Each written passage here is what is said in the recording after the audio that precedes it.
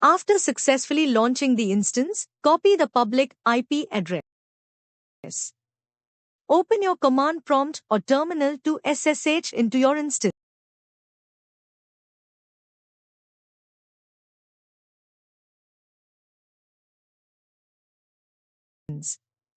Navigate to the NeevCloud docs to installation process of MariaDB.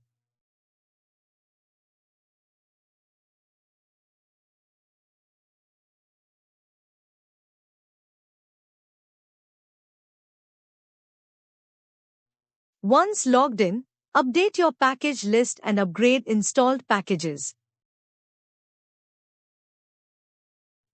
Next, install the MariaDB by executing command.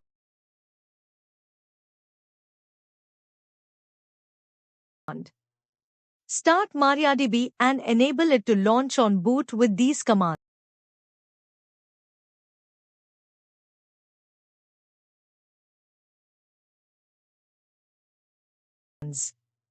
To confirm that MariaDB is running. To check the active port.